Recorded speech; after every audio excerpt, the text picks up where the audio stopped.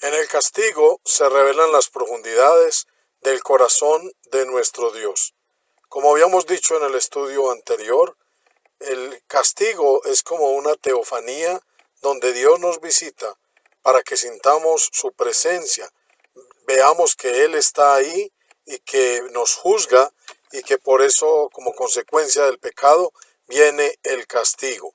Ahora vamos a ver esto que estamos diciendo. Se revelan las profundidades del corazón de nuestro Dios. Y hay un texto del apóstol Pablo que nos guía hacia esta idea. Romanos capítulo 11, versículo 33 en adelante dice: «Oh profundidad de las riquezas de la sabiduría y de la ciencia de Dios, cuán insondables son sus juicios e inescrutables sus caminos. Porque ¿quién entendió la mente del Señor? ¿O quién fue su consejero? ¿O quién le dio a él primero para que fuese recompensado?». Acompáñenos a esta tercera parte de este estudio que hemos titulado El castigo. Y comenzamos diciendo que en el castigo se revela el celo que Dios tiene con nosotros, con los que están en su pacto, con los que hemos hecho pacto con Él.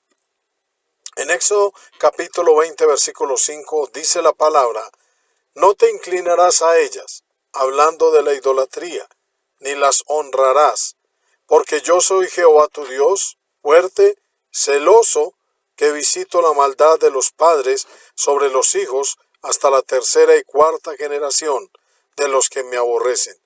Y hago misericordia a millares y a los que me aman y guardan mis mandamientos». Entonces, Dios, así como nos ama, nos cela, porque Él desea que andemos en su santidad.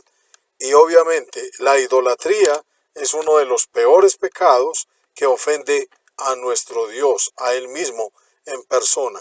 Y dice que tengamos en cuenta que si le desobedecemos, Él es Jehová nuestro Dios, fuerte, celoso, que nos visita. Como estábamos diciendo desde el estudio anterior, Él nos visita, es como una teofanía, se hace presente en el castigo para que entendamos, hermanos, que Él está ahí y que nos juzga y que nos castiga. También este mismo texto dice algo muy bueno, y es que Él hace misericordia a millares. Y veíamos también que cuando recibimos lo bueno, la misericordia, el amor, la bondad de nuestro Dios, Él está ahí. La teofanía también está ahí en ese momento. En el capítulo 34 de este mismo libro, versículo 7 dice: «Que guarda misericordia a millares, que perdona la iniquidad, la rebelión y el pecado, y que de ningún modo tendrá por inocente al malvado, que visita la iniquidad de los padres sobre los hijos y sobre los hijos de los hijos, hasta la tercera y cuarta generación».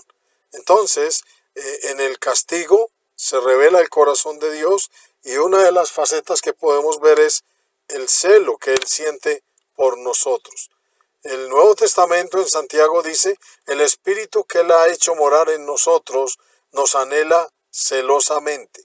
No podemos ignorar esta realidad que se revela en el castigo cuando Dios se hace presente en él. También en el castigo, hermanos, se revela su ira contra los que están en impiedad. Isaías capítulo 9, versículo 11 dice el Señor: «Pero Jehová levantará a los enemigos de Rezín contra él, y juntará a sus enemigos, del oriente los sirios y los filisteos del poniente, y a boca llena devorarán a Israel. Ni con todo eso ha cesado su furor, sino que todavía su mano está extendida. Pero el pueblo no se convirtió al que lo castigaba, ni buscó a Jehová de los ejércitos». Entonces, en el castigo Dios revela su ira, pero con un propósito, de que nos convirtamos. Versículo 13.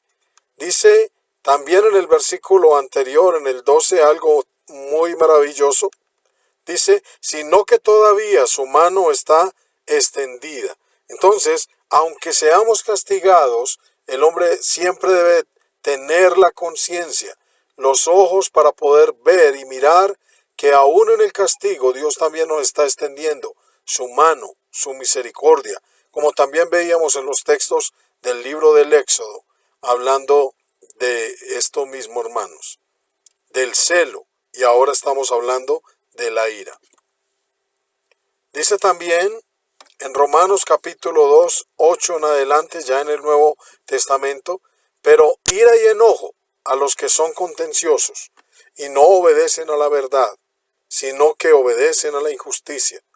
Tribulación y angustia sobre todo ser humano que hace lo malo, al judío primeramente y también al griego. En el castigo, hermanos, podemos ver la ira de Dios, podemos ver su celo por nosotros, pero siempre no se nos olvide que en el castigo también podemos ver la mano extendida, podemos ver su misericordia para que nos arrepintamos. Este mismo contexto dice que no ignoremos su benignidad, sabiendo que nos guía al arrepentimiento, su paciencia. Siempre Él ha sido paciente, Él es celoso, hermanos, y muestra su ira, pero siempre con la intención de que nos arrepintamos. Cuando sintamos la ira de Dios, su enojo, entendamos que Él nos está llamando a la conversión, al arrepentimiento. También podemos ver su venganza contra los enemigos, contra sus enemigos. Dice en Isaías capítulo 10, versículo 12, pero acontecerá que después que el Señor haya acabado toda su obra en el monte de Sión y en Jerusalén, castigará el fruto de la soberbia del corazón del rey de Asiria y la gloria de la altivez de sus ojos. No se nos debe olvidar que el Señor todo esto va en cadena, hermanos, Él es celoso, Él nos cela porque nos ama, y si no cambiamos, si no nos convertimos, si somos contumaces, si somos rebeldes, si somos contenciosos a la verdad, obviamente que va a manifestar su ira, hermanos. Y en la ira, en el castigo, viene su venganza, hermanos.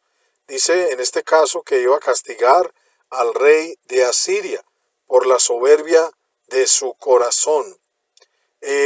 La soberbia, hermanos, el orgullo, a veces impide que veamos estas cosas, que veamos el celo de Dios, que veamos su ira y que veamos su venganza. Vamos a continuar mirando que la venganza es de Él, no es nuestra, hermanos. Ya en Romanos capítulo 12, Nuevo Testamento, y obviamente citando al antiguo, el escritor, el apóstol Pablo, dice versículo 19, no os venguéis vosotros mismos, amados míos, sino dejad lugar a la ira de Dios, porque escrito está, mas mía es la venganza, yo pagaré, dice el Señor. También con respecto a esto mismo, Hebreos capítulo 10, versículo 29, ¿cuánto mayor castigo pensáis que merecerá el que pisoteare al Hijo de Dios y tuviere por inmunda la sangre del pacto en el cual fue santificado e hiciere afrenta al Espíritu de gracia? Esta pregunta era la que respondíamos en el estudio pasado, pues conocemos al que dijo, mía es la venganza, yo daré el pago, dice el Señor. Y otra vez el Señor juzgará a su pueblo. Y esto es tremendo lo que dice el versículo 31. Horrenda cosa es caer en manos del Dios vivo. Hermanos, recordemos que Dios es celoso, manifiesta su ira y también trae su venganza cuando nosotros no nos arrepentimos, cuando somos contumaces, rebeldes, cuando nos endurecemos, hermanos, cuando somos soberbios, pero siempre su mano está extendida. Pero el castigo es mayor, nos anuncia el Nuevo Testamento, si despreciamos y desechamos al Hijo de Dios por lo que Dios hizo a través de Él, hermanos. Sobre todo para los hermanos, meditemos profundamente en esta enseñanza, hermanos.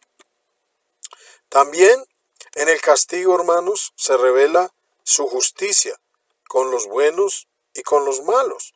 Y antes de leer este texto, se me viene a la mente el texto de Mateo, capítulo 5, cuando él habla del amor hacia los enemigos, y él se coloca como ejemplo, y que él dice que él hace salir el sol sobre buenos y malos. Dios es justo, hermanos. No se nos olvide jamás. Y hemos escogido un texto del Antiguo Testamento, Ezequiel 18, que lo citamos muchísimas veces, y dice: vino a mí palabra de Jehová diciendo, versículo 1, ¿qué pensáis vosotros los que usáis este refrán sobre la tierra de Israel, que dice: los padres comieron las uvas agrias, y los dientes de los hijos tienen la dentera? Vivo yo, dice Jehová el Señor, que nunca más tendréis por qué usar este refrán en Israel. El contexto abunda en esta expresión: el alma que pecare, esa morirá.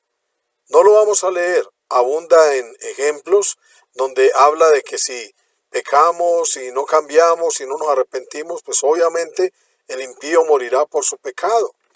Pero si se volviere de su maldad e hiciere justicia, esa maldad le será olvidada y vivirá por su justicia, hermanos. Continúa diciendo en el versículo 23 este contexto para que entendamos su justicia con los buenos y con los malos. ¿Quiero yo la muerte del impío?, dice Jehová el Señor. ¿No vivirá si se apartare de sus caminos? Que es lo que estamos diciendo del contexto. Él es justo, hermanos. Él castiga. Él nos castiga aún a nosotros que somos sus hijos, sus seguidores.